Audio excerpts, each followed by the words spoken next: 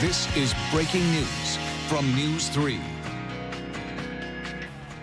And thanks for joining us. The weather dominating the headlines this evening. Several funnel clouds reported throughout the day, including this video sent in from a viewer. There were two separate tornado warnings issued today, one in Dane County, another in Lafayette County. We have team coverage tonight. Meteorologist Dave Caulfield is in the Weather Center. Kaylee Arthur is in Platteville, where the fire chief is confirming that a tornado did touch down. And our Amy Reed is in Argyle, where it appears another tornado hit the ground this afternoon. Well, we start in the studio. Dave has been following these storms all day. And Dave, what is the very latest now? Well, we are watching the round of storms heading into eastern Dane County, closer to Jefferson County right now. This is the area of storms that really got into a very unstable area across southern Wisconsin. That being, it saw a little bit of sunshine, dew points came up, so those storms have really strengthened as they went through Madison. They were pretty strong as they went through Madison as well. So we're watching those very closely, closer to northern Rock County and eastern Dane County.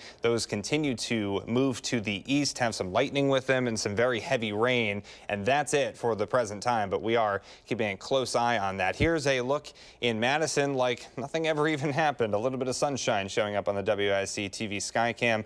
And our flash flood watch is still in effect for southern Wisconsin in the counties you see shaded in green until 1 a.m. on Wednesday. Also some flash flood warnings into northern Illinois this evening. Temperatures are in the 60s and 70s with all that rain coming through. Temperatures really did take a nosedive in some spots. Dew points in the 60s and 70s. Still a little bit of fuel out there to fuel these storms over the next few hours. Wind speeds out of the east and southeast at about 5 to 10 miles per hour. So this evening, showers and thunderstorms still possible and some downpours as well. Temperatures falling into the mid 60s. We'll track these storms hour by hour and take another look at the radar in your first alert forecast in just a few minutes. All right, Dave, thank you very much. The day started with reports of a funnel in southwestern Wisconsin. That was near Platteville. The Weather Service is working to confirm that it was a tornado. Our Kaylee Arthur is live in Platteville as people there asking people what they saw there. Keely?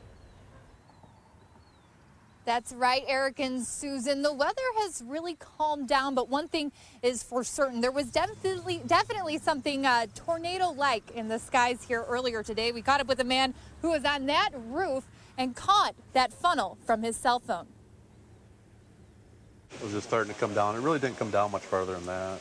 This morning, John Scanlon knew he was scheduled to do maintenance on the roof of Esterline Technologies in Platteville. To work on part of our network link to one of our other locations. What he didn't know is that he would have a front row seat to a funnel. I grabbed my camera and started filming. Scanlon hung tight, recording the site for about 5 minutes. I was a little concerned. That's why I kept an eye on it. And he was far from the only audience member. Volunteer Platteville Fire Chief Ryan Simmons was at his day job downtown when he saw the tornado-like weather. One of the employees looked out back and said, "I think that's a funnel cloud." He said the funnel did touch down, but was so minor and out of city limits that no siren went off. They were all real minor, small. They did make a little bit of ground touch with some debris, but just some little damage to some cornfields and a few tree branches and stuff. it's always cool to see a storm that can create such havoc that close. So it's definitely a neat experience. The Weather Service is still looking into whether or not this was truly a tornado, but one thing the fire chief does want to let you know right now is that if you see something funnel-like, make sure your instinct is to head inside instead of reaching for your phone. Save the videos for the professionals and stay inside where it's safe. And the fire department did have 12 crews on hand just in case there was any more significant damage. Again, no injuries, thankfully. And we're going to turn it over now to Amy Reed, who is live in Argyle, where a tornado may have touched down this afternoon.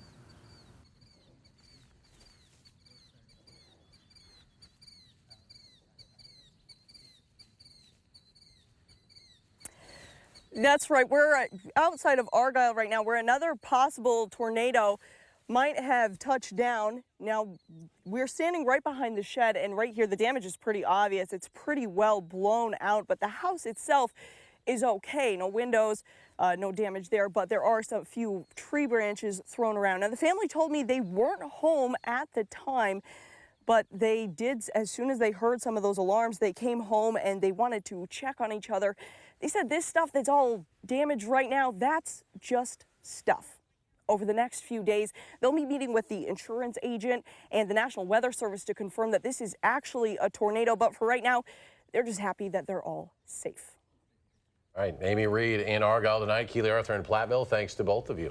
City of Madison and Dane County officials are continuing to monitor lake levels as we continue to add rain to an already waterlogged area. Lake levels for Lake Monona and Lake Mendota have stabilized over the last few days, but remain high, with Lake Monona less than 6 inches below the 100-year flood elevation and Lake Mendota less than 2 feet under the 100-year mark. Free sand and bags are being provided by the city at multiple locations. A Middleton apartment complex was struck by lightning during this morning's storms. Firefighters were called around 7:10. This was to the Meadow Ridge Apartments on Lisa Lane in Middleton.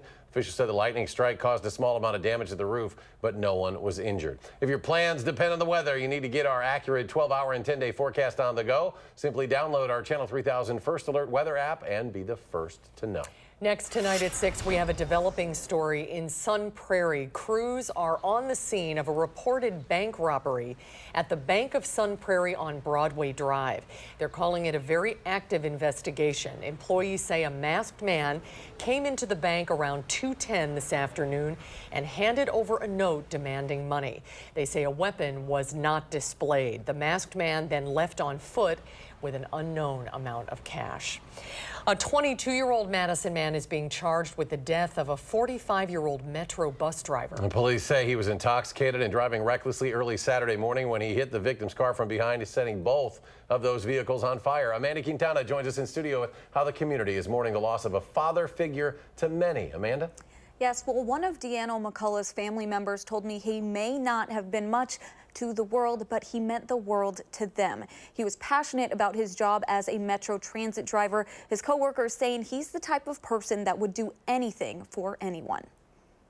Deanno McCullough was a great man, and I only aspire to be like him. I only hope that I can be half of the man that he was. He was my hero. For DeLawrence Goodwin, his uncle Deanno was more like a father, not just for him, but for all of his nieces and nephews, even his sisters. He was just open. He was very approachable. He was understanding. He was transparent. He was just a great guy. The 45-year-old was killed in a car crash early Saturday morning when police say 22-year-old Gavin Viam struck Deanno's car from behind. Stopped at the intersection of John Nolan and Blair, both cars went up in flames. Viam now in jail facing homicide charges for driving while intoxicated and recklessly. It was pointless. It's a needless death that occurred. It could have been prevented with better judgment.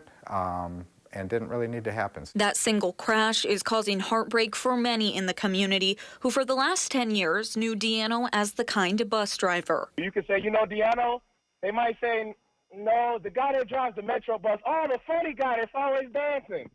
And that's how they would know my uncle. Metro Transit saying his sense of humor and laid-back personality will be deeply missed by coworkers and hundreds of passengers. That positive, loving, encouraging voice, something his family will miss most. He was, if not the most important person in our family. Like, we went to him for everything.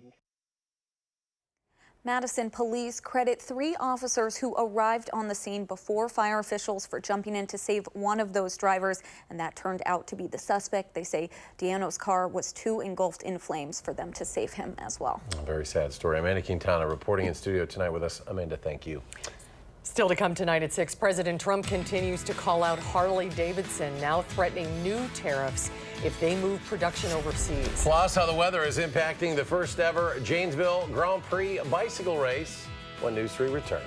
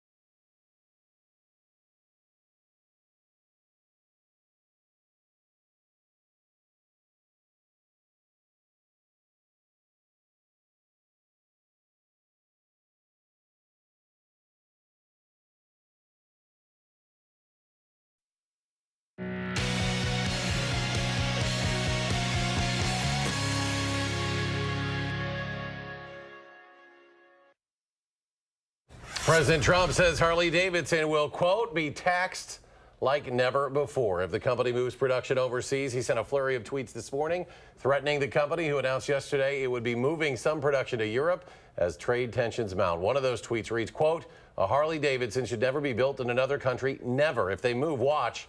It will be the beginning of the end. They surrendered. They quit. The weather did not put a stop to a new tradition in Janesville. In fact, the first ever Janesville Grand Prix is still happening right now. Rock County reporter Adam Duxter is live from our bureau at the Janesville Gazette with what makes this bike race so special. Adam? Not even the rain could stop the Janesville Grand Prix today. And with racers coming in from more than 40 states, the race actually shut down just about all of downtown. But there were food trucks, different activity tents, and of course, racing. Businesses along the course have been excited about the crowds being drawn towards the area. I'm actually really impressed with the number of people I've seen and the support that we're already seeing everywhere along the race course. So it's kind of, it's infectious.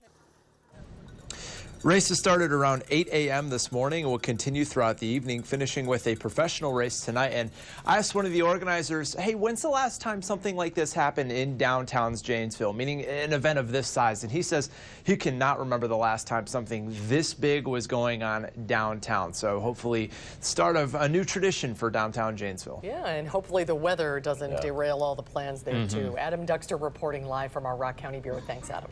And still to come tonight at 6, a big roster move today for the Brewers. We'll have an update in sports. But first, teaming up with local companies this summer, News 3 is to help fill the summer food gap. We'll tell you how you can help us be a hunger hero when we come back. After this evening's strong storms, a few more storms are possible and some more raindrops tomorrow before the heat is on this weekend. I'll have your forecast next.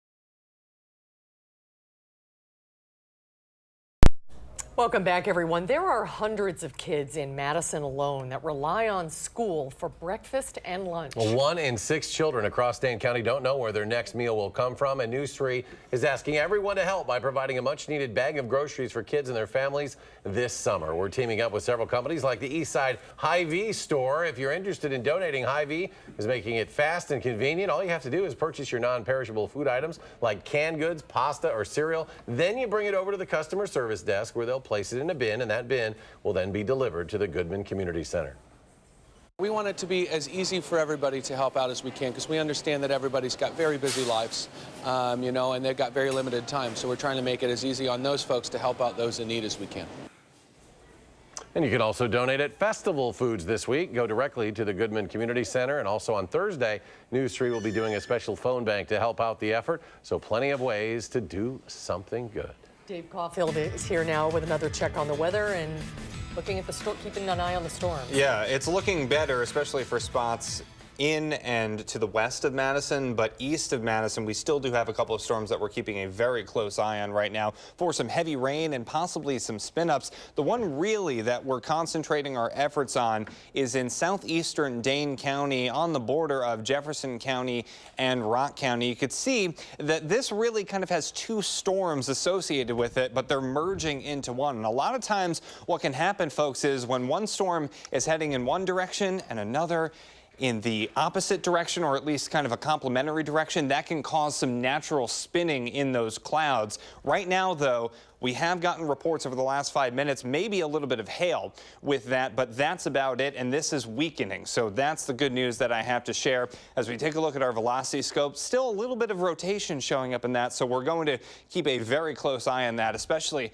over the next 15 or 20 minutes or so. Here's our high-resolution Doppler across southern Wisconsin. Really, the only game in town at the present time is southeast of Madison at the present time, and this will continue to move to the north and east once these storms kind of merge, and then that will continue to move off to the northeast. We have had multiple reports of tornadoes and funnel clouds throughout the day, in Georgetown. The first one at about 10:45 this morning. Video on social media of a tornado near 2 local highways there, and then about an hour later in Rui, a possible tornado touchdown Blanchardville closer to 2:45 this afternoon. A tornado on the ground south of Blanchardville, and it hasn't only been with the spin-ups, folks. It's been with that heavy rain and flash flooding in portions of southern Wisconsin. Most notably, we've gotten some photos from Mount Horeb. So if you do encounter some heavy thunderstorms and some flash flooding, remember, turn around, don't drown. You don't know how deep that water is, and it really doesn't take that much to sweep an entire car away. Even if you have four-wheel drive or a big truck or anything like that, it really doesn't matter. 2 to about 3.5 inches of rain in just the last 12 hours alone in portions of southern Wisconsin. And as I was talking about in Mount Horeb, Megan Marie sends this photo of a car trying to get through that flash flooding.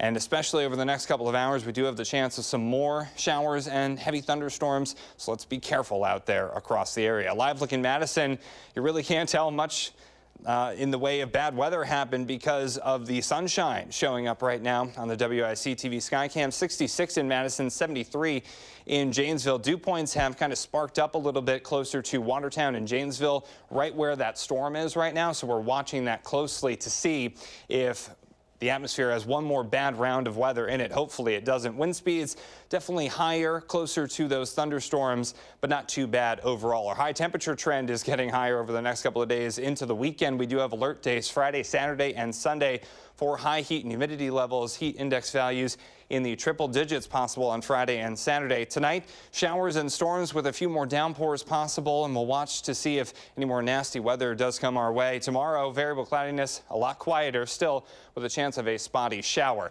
Now, future track showing things definitely calming down closer to about 9 or 10 this evening. That's when the energy in the atmosphere goes to a minimum, so we don't really have that available to those storms. Then as we head into tomorrow, maybe a few spotty showers here and there with highs in the upper 70s, and temperatures will make it into the mid 80s as we head into Thursday as that heat and humidity comes back in full. Your 7-day forecast showing things definitely very hot and humid for the weekend. That heat does not take a vacation as we head into July 4th with highs hovering around 90 degrees for the foreseeable future. One of the Brewers' top players heads to the disabled list. The story's coming up in sports.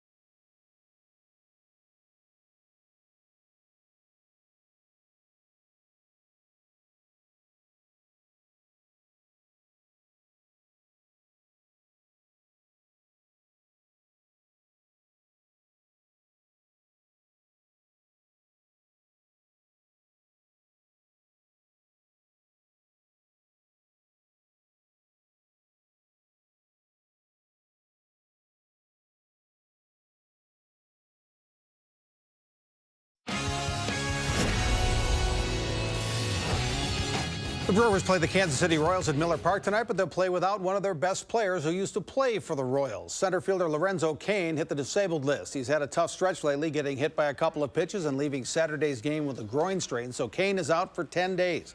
The Brewers have summoned Keon Broxton to replace Cain on the roster. Third baseman Travis Shaw won't play tonight either. He has a sore wrist. The University of Wisconsin has had an unbelievable run of athletic success over the last couple of decades, and every year now they celebrate that with essentially a big reunion of athletes at University Ridge called the Legends of Wisconsin Classic. Even though Andy North went to the University of Florida, he's pretty much known as a Badger, and he delivered a pre-round clinic to the players before they went off on their rain-shortened rounds. It's a chance for former athletes to catch up with their old buddies and thank boosters for their contributions to help Wisconsin athletics be so successful. Now, former Packer and Badger wide receiver Jared Abbrederis was back in town today. He announced his retirement from football in January. He's now a financial planner in his hometown of Wautoma. Abbrederis' story is well chronicled as a star high school athlete to the Badgers to an injury-plagued 4-year NFL career. I think what made it easier was what I was doing in the NFL. I mean, if I was, a receiver, it'd be a little bit harder to walk away, but running down on kickoff and, front line kickoff return, blocking some 270-pound, 6'8" dudes, it wasn't all that fun. Abbrederis looks fondly on his days at Wisconsin, where he still shares the school record with 202 receptions in his Badger career. He was also a two-time first-team All-Big Ten selection and was part of 3 Big Ten championship teams. But now it's time to get a real job and spend more time with his family. I miss, obviously, aspects of the game. I miss the bond of the brotherhood that you had. I miss running routes and the craft, doing one-on-one versus DB and all that stuff. But, there's parts that I don't miss, like I said, running down on kickoff return and stuff like that. So I think that made it a little bit easier. The World Cup is getting close to the knockout round that begins Saturday in Russia. 8 teams have now qualified for the round of 16, with the final 8 teams to be determined tomorrow and Thursday. The knockout stage again begins Saturday. Today, Argentina gets through to the round of 16, but now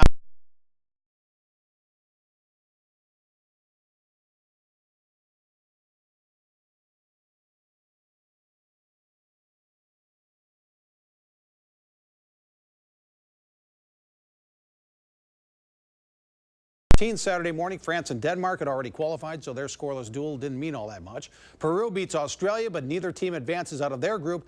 And Croatia beats Iceland, so the Croats will play Denmark on Sunday.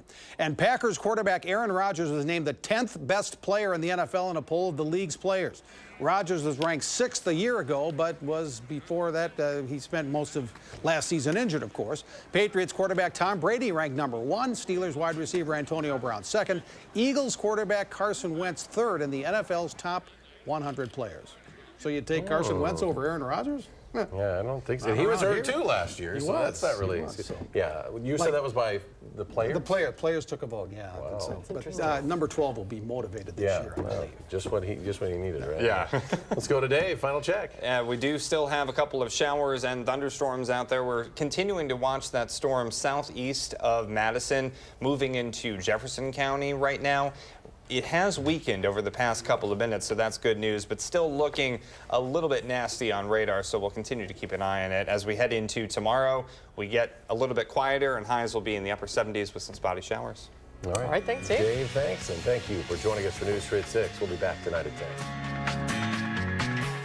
Download the new Channel 3000 app and get alerted on your mobile device the minute news breaks. Wherever you go, be the first to know with Channel 3000.